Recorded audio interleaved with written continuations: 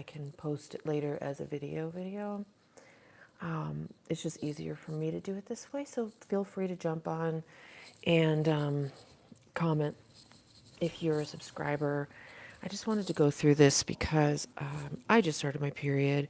And for years and years, I did not know that I suffered from premenstrual dysphoric disorder. Because my periods were very irregular, I had no real way of tracking symptoms. And because when I wasn't in a relationship, boyfriend-girlfriend type relationship, I didn't have as many symptoms, right? Because when you have someone in your life, you might suppress frustrations and resentments, anxieties that's going on, and then you fall into your cycle, and the tension, anxiety, rage even can build and build and build. So I just really, really want to share this information with anyone who is a female or knows a female. Any age female who, like if you're the parent of a young girl and you've never heard of this, someday she's going to, go through puberty and start menses, and you want to understand in case you see these symptoms. And sometimes they get worse as you get older.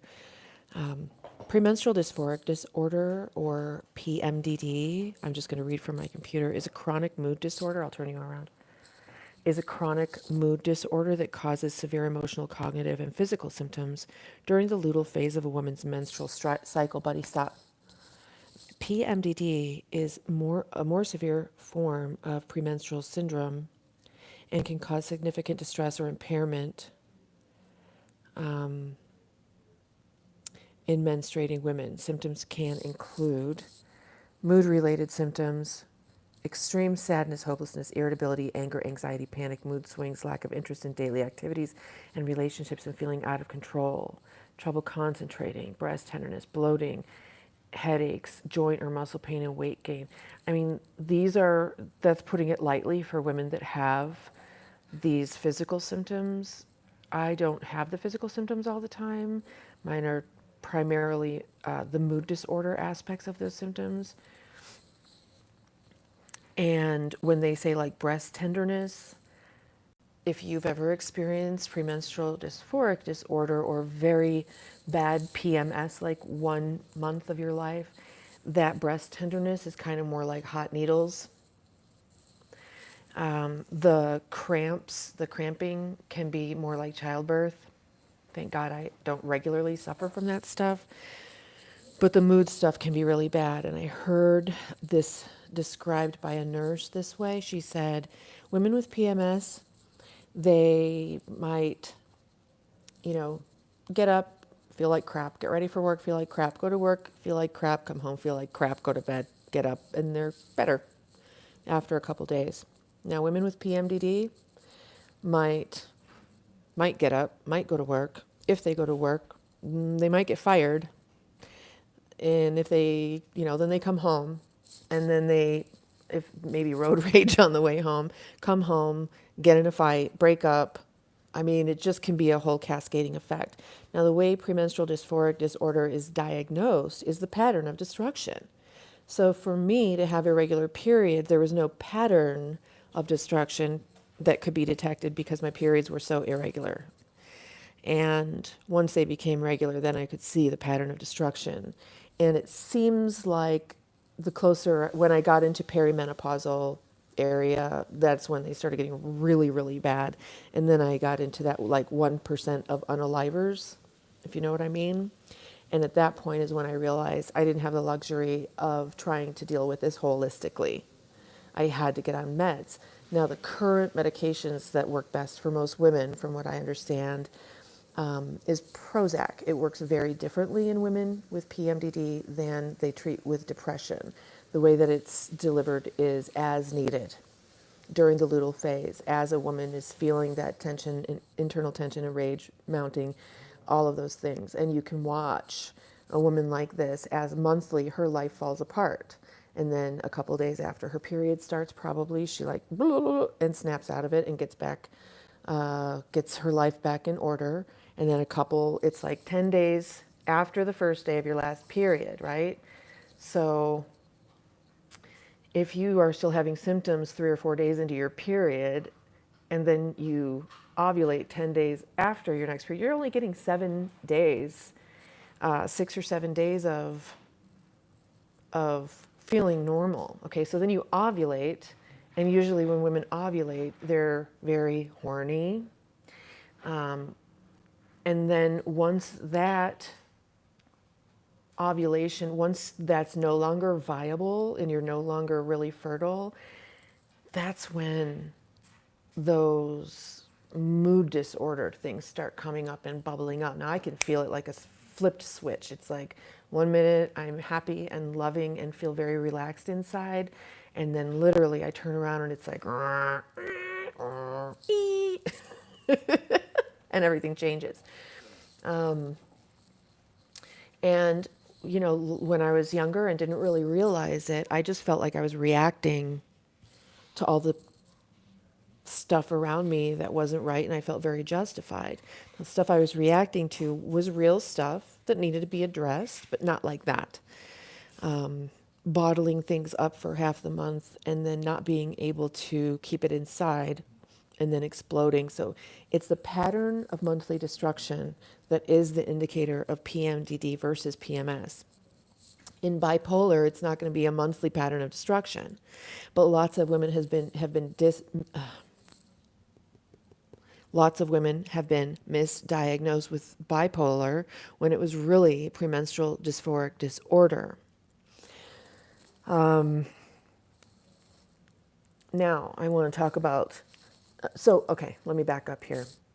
If you know a girl or woman, if you know a female, you need to be aware of this, and you need to maybe help them understand this, because we don't teach our girls about this. We don't know about it. When we see a woman acting crazy, we assume she's bipolar, right? But many times, and this is here, listen to this. So our prison systems are loaded with women who 60% of them were locked up on or around their periods.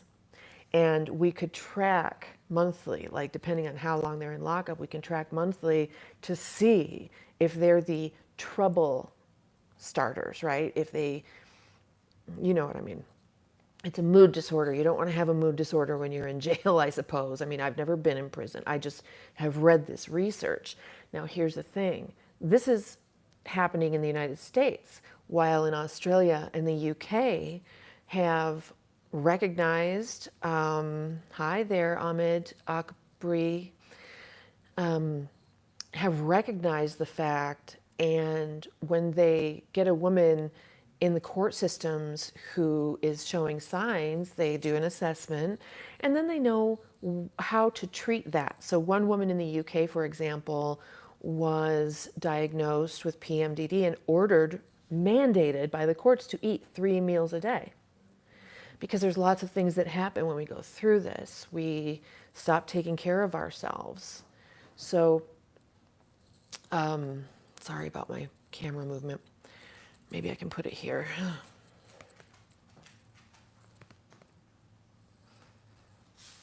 Hang tight. Okay, that's better. So, I've got the air conditioning blowing right on me. Brr.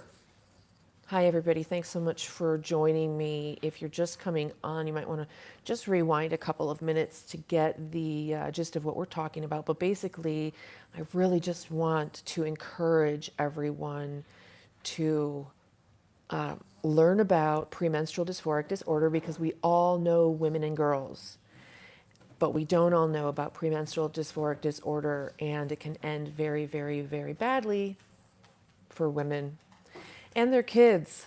My kids suffered horrible traumas for a couple of years while I was not understanding what was going on, and I feel absolutely supremely guilty about that, literally. You guys, I mean, years ago, this was, gosh, this was like 6 years ago now.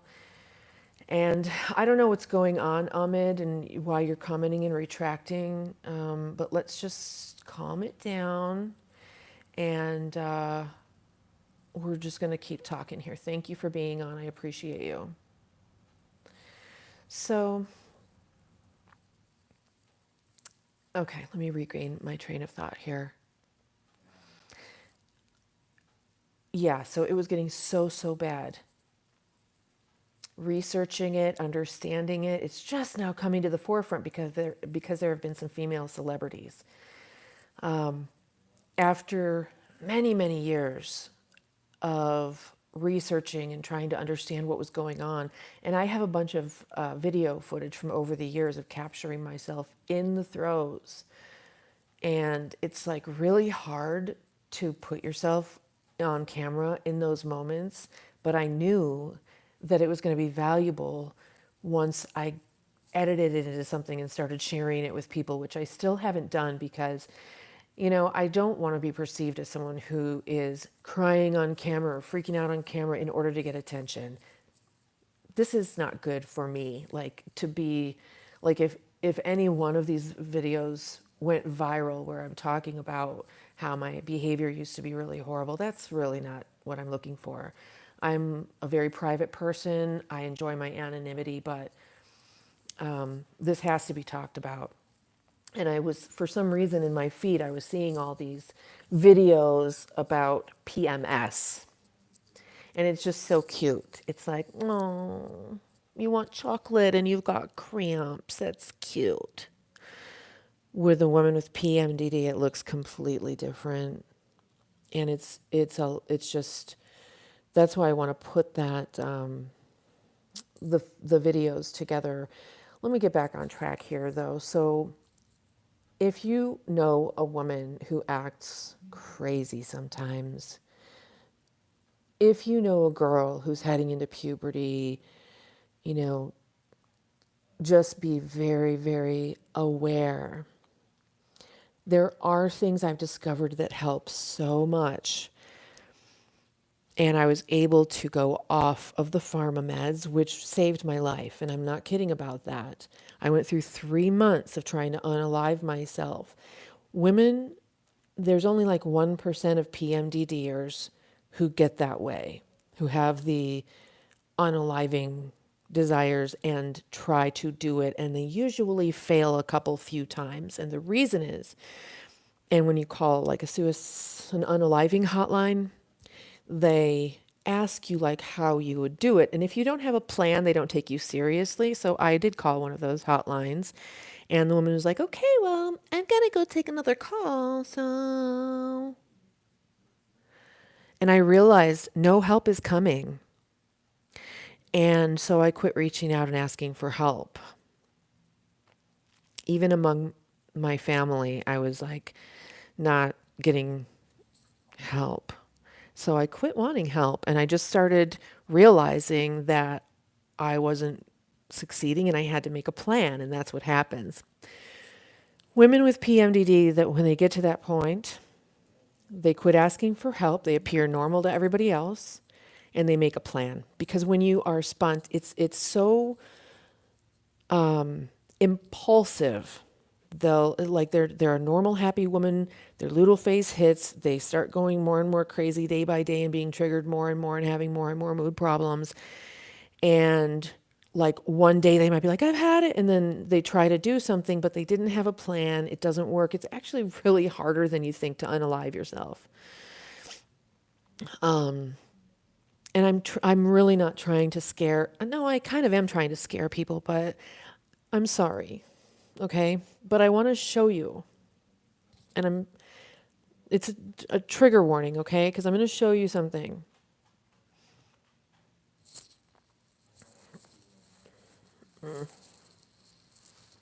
See that? Not this. I burned myself with a glue gun the other day. This. Okay? That was me trying to unalive myself because I knew that if I just went straight up my artery, I was going to bleed to the point of unaliveness. Okay, well, that didn't work. And this was after 2 months of trying something different that didn't work. Because it's impulsive, we don't have a plan. When we realize that we need Yeah, you didn't know that. It got bad.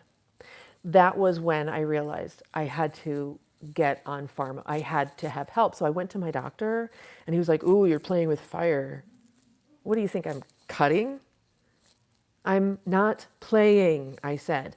I literally thought he was going to go and call for the wagon and take me away, which actually I really wanted.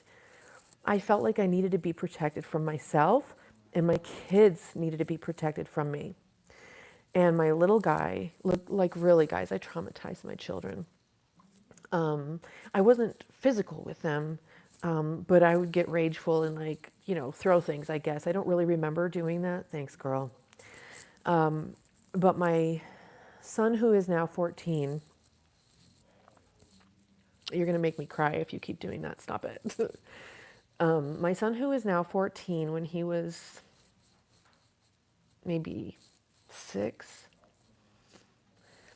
he remembers a time when I looked at him and I could feel myself losing control. Puppies, I could feel myself losing control because they were being normal kids and I'm a single mom and they were being pretty combative with me, but it was this like cycle, right? We weren't really getting along during these time periods and I was blowing things way out of proportion. And he was traumatized by a time and resented me for a very, very long time and still does. I can see it still come up. It very much traumatized and still impacts him. But I looked at him and I told him to run. I said, "You better run and hide right now." And he did. He ran and hid in a dryer. And all these years, he kept that inside and thought that I wanted to hurt him. And I had to reassure him that I was trying to protect you from me because I felt myself losing control. But for a little kid, having your mom tell you that is like the worst nightmare you can have. And so we've talked about it a few times. Thank you, girl. But I can still see it come up in him. And so I still continue to try to really talk to him and let him get it out, let him talk about it. And I reinforce to him that it's so important that he understands. It's so valuable that he knows and he saw it so that he can, and this is what I said to him and what he said back, which was interesting. I said, "So you can avoid becoming involved with a woman who has period issues." And he said, "Well, or know how to help her." My son is a very sweet, empathic person. Absolute, absolute wonderful human being. And the fact that I traumatized my children, now my older son never talks about it. I did get the help. Yes, we are safe now. True, yes. Yes, correct. So I started Prozac at that time, and I told Lady Phoenix this, we were talking. That first pill I took, oh my gosh, in 45 minutes or so, I was just like sitting there super calm. My body relaxed, my mind relaxed. I was looking around with zero thoughts. I was like, this must be what it feels like to be normal. I love this. I'm like, I love Prozac. I should have been on Prozac my whole life and the whole deal. Okay, well, I did only take it as prescribed, which is during the luteal phase. It behaves like Midol, but better. Okay, so I was eventually able to recognize and remove myself from extreme toxic situations that I was putting myself in. I used to let people choose me, friends, relationships, and I stopped doing that. I recognized the people who were choosing me saw that I was an easy target. Okay, so I learned how to make better friends, and I moved into a less, I moved into a situation where I was the only toxic person, so I could isolate it and deal with it. And I do have a lot of video from those times that I want to edit into something so that I can really share with people and they can see what it looks like. So here's what I've found we can do to help ourselves and women we know who suffer from this without, if you have to use pharma meds, please use pharma meds, you guys. I was trying to treat this holistically and it wasn't working. Okay. So now, many years later, I am still having regular periods. The symptoms have gone down because I've learned what to do, and here's what I do. I just read to you a little bit ago and showed you on the screen, and you can research it, the symptoms of PMDD. Now go and compare those with the symptoms of dehydration. They're the same, exact same. When I was pregnant with my second son, I was having such horrible heart palpitations that I actually had a dream that I had a heart attack and died in my dream, and I woke up like, right? And you ask doctors, and they're like, yeah, that just comes with pregnancy. Okay, well, but why? It's just because you're pregnant. That's the dumbest thing I've ever heard.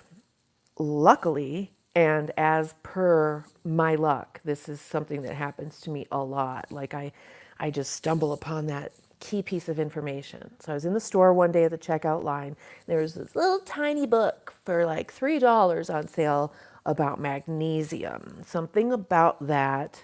I picked it up and looked at it. I was like, oh my gosh. And I took it home and read it, and the woman said exactly what I was saying. They tell you it's just part of pregnancy and get used to it, la, la, la. Well, I took magnesium one time. I got this liquid magnesium in drops, and let me tell you, that stuff tastes horrible. Oh, I've since found something better, but it like fixed my problem. Years go by.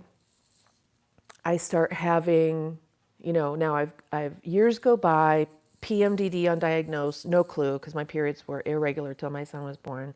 Well, that was my second son, so I started having regular periods, but I was still blaming my mood swings and everything on my relationship. And, it was a bad relationship, okay? That aside, I've learned that it's that dehydration of electrolytes that these symptoms are coming from, these mood disorders, these physical problems, can be so much helped. Now I take the CalMag powder, calcium magnesium, it's called Calm. And my preference is the Arbonne Pure Hydration Powder formula. It's 13 different electrolytes, but it's not expensive because you buy it in bulk and it's less than like Gatorade or whatever. But, I have to order it online and pay for shipping, and that is just, I don't like that. So I go without and just do the calcium and magnesium. But that works pretty well. It works really great for keeping those extreme dehydration symptoms down, which are the same as the PMDD symptoms. Yes, Gatorade, water, really good electrolytes. There are many electrolytes that we need. If you saw my Shields tour the other day, I was actually pretty surprised. They've got this whole wall of supplements, and they have a hydration that's got a bunch of different stuff in it. Maybe I'll try that. But hydrating with water is not the business. You need to understand, and Lady Phoenix has some nursing, and she's a phlebotomist, and she knows all about this stuff. They would give you saline solution in the hospital because we're not made of water. They're not giving you water, they're giving you saline. We're made of saline, which is the ocean. We're made of the ocean water. Now they're giving people plasma. Okay. So that whole thing, right? Any kind of hydration, just stay hydrated. If you see a woman who is kind of losing it, make sure she's hydrated. When you're dehydrated, guess what happens too? You lose your appetite. So now she's not eating and she's hypoglycemic. That's just like the perfect storm. And I think this happens because all of our fluids are going and getting concentrated more so down, getting ready to have a period. That's why we bloat, right? And we're going to bloat weird and bloat. Anyway, this is a whole thing. There's a lot of research that needs to be done to explain why and how all this happens. So I regularly use that Calm powder and Pamprin. It's like Midol. I used Midol for years. For me, something about Pamprin works better. So I have two types. I have the one with caffeine and without caffeine. I use the one without caffeine until I get hit with that extreme fatigue. Now, I just started my period today, and I knew it was coming because last night I was going around to all these videos and I'm like wanting to post these like kind of mean comments. I'm like, what's wrong with me? I'm not a mean person. But I was getting annoyed by people and I wanted to react to them annoying me. And I'm like, oh girl, please just don't do that. But I did allow myself just to go ahead and say a few things I wanted to say without being exactly mean. I don't know, maybe I should go delete them, but I don't know. Is that bad? Does that make me a bad person? Also, menopause changes in hormones, yes, make your body not hold the water. Yes, throughout the day, absolutely. So I also started taking a gallbladder formula because I've had this chronic knot in my right side, and Dr. Berg said that's a gallbladder issue. And when your gallbladder gets all mucked up and congested, we cannot metabolize the important other things we need, like magnesium, vitamin D3, and stuff like that. And so, yes. And so, I started taking that, but it hasn't relieved the knot in my shoulder. So I don't even know if that's the right thing. I quit wearing a bra because that also gives me knots in my shoulders. And the very last thing that gives me knots in my shoulders is coffee. But if I don't drink coffee, I get completely nonverbal and I'll just be sitting here not talking. Or I get very, very dyslexic, especially if I eat wheat gluten. I stay away from gluten because that really impacts my experience of my symptoms of autism. I think I get nonverbal. I get much more dyslexic. It's very challenging. So, Pamprin, hydration, those two things, and knowing how to make better friends. I literally had to Google it. And this I attribute to the autistic spectrum social issues thing. People in like the neurotypical world, they just kind of get it, how all this works. I didn't. I mean, I let people choose me because I thought most people were kind of like me, trying to be good people, trustworthy, honest, authentic, vulnerable. Not only aren't they like that, they see that in other people and recognize that as something to be exploited for their own benefit. So I Googled how to make better friends. And do you know the way to make better friends is to give it a lot of time to see who is this person in reality and let them know, this is how I do it. Like I wait a really long time before XYZ. I've got boundaries, blah, blah, blah. And I think for neurodivergence, we're more open. We're kind of more like dogs. We're like, oh my God, oh my God. And, we get excited to be around one another. And I think that's what's so great about this right now is that we're finding one another. And when we talk, we know we're in a safe space with one another.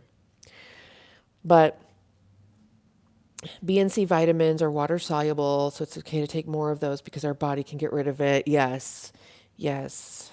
Vitamin C converts to hydrogen peroxide in the body. I go straight for that. I use food grade H2O2. One day I'll do a video on how I used to be chronically ill with bronchitis and pneumonia until I learned about hydrogen peroxide microdosing. But that is really all I have to say about PMDD, you guys. If you are a female or know a female, share this information, please. If you know someone who's ever been called a crazy bitch, she might just be suffering from PMDD. And if you're close enough to someone like this, you could silently track for a few months and see, or look back and remember. I mean, for me, I did recognize a few times where it was like I would freak out and then start my period the next day. And I'm like, oh. But I still wasn't wrong about what I was upset about. It was just the fact that I literally couldn't control. It's a mood disorder. They should definitely add that it's like a mood and physical disorder because so many women suffer from the physical aspects of it. But for me, it was the mood part. And I just hope this helps someone out there. You know, I just saw a short where the mom was like, in case your mother never told you, periods hurt. And then she shows her young daughter in pain, right? Like, oh, I got cramps. I'm like, oh boy. Okay. In case your mother never told you, if you are or you know someone who's occasionally a crazy bitch, she might have PMDD. She's probably not bipolar. So you could do her a great, great service by helping her understand and just giving her information, not in the throes of it. Like, are you on your period? Wait till she seems happy again. And then say, hey, girl, I just read something really interesting and I wondered if you might find it interesting too. If it would resonate with you, check this out. Right? Support. That's all I got. I really appreciate everybody for coming on. And anyone on, if you can see Lady Phoenix in the comments, she's Lady Phoenix _ 1111. She's also a new content creator who's doing similar. She's been diagnosed with ADHD so far. She's got a lot of interesting perspectives, and she's a. I hope I don't offend you by saying you're kind of a nerdy researcher like myself. So head on over to her channel and subscribe as well. New creator. We want to really, really help our new creators get enough subs so they can do their own lives. We need 1,000 subscribers to do a live, okay? And, you know, check it out. If she resonates with you, subscribe over there. Super valuable. And it's just nice to see another creator come on and be vulnerable, you know, and it's nice because, you know, a lot of the times you'll be like, oh my God, I'm rambling. I got off track. People need to see that. They need to see what it looks like. They need to understand that they're not alone. We, neurodivergents, have a whole other perspective going on. Yes, absolutely. So I love you guys. It's beautiful Sunday. I hope you get out there. Put your bare feet on bare earth for a few minutes. I've got my grounding mat right here with me because I don't really have anywhere to go be outside on bare earth. I live right now in a city in a concrete jungle, which drives me absolutely insane.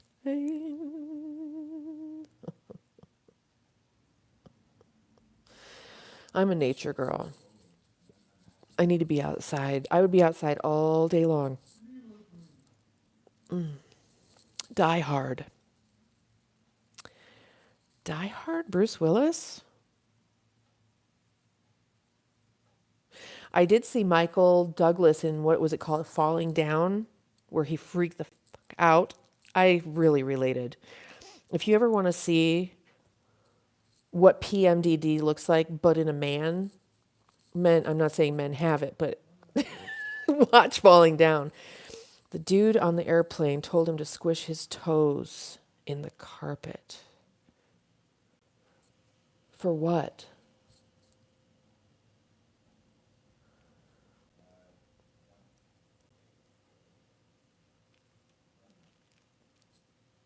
Oh, I,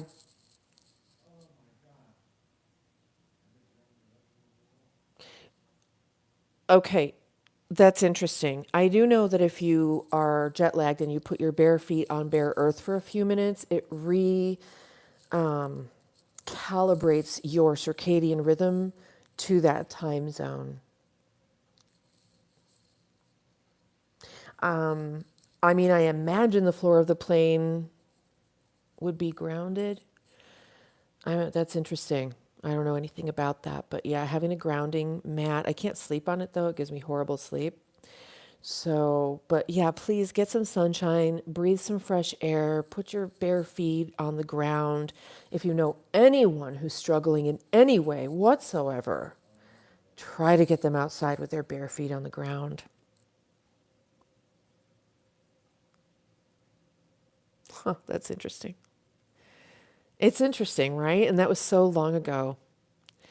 And if you really want to understand how to live correctly, look at children. They want to be naked, they want to be outside, and they want to be on the earth. And they eat dirt, eat their boogers, pee in the bathtub. I mean, all of these things are natural functions. Even doctors agree. When you pee in water, even monkeys will do it when they get in water. It provides an antifungal environment around your private parts. Eating boogers is little tiny allergy and vaccine all the time to your environment as things float through the air, whether it's pollen or a virus. Little bitty doses of that give you that immunity. And interestingly enough, most children at a certain age stop eating their boogers. And that's because now their immune system is developed to their environment, to where they live. The first immunity comes from breast milk, which is very high in hydrogen peroxide, which I'll talk about when I tell you how sick I used to be. Okay. So I did promise to get off a couple of minutes ago. Lady Phoenix, I wish you could go live on your channel because we would all jump over there and watch you right now, girl. So everybody, let's sub so that we can go from one channel. Yeah, there was a whole push I want to say it was like the 80s and 90s that discouraged breastfeeding, but breastfeeding is the business. That's where we get our immunity from and many, many other things. So yeah, I'm going to, as per autistic human beings do, I'm going to awkwardly say goodbye and get off. And I love you and bye.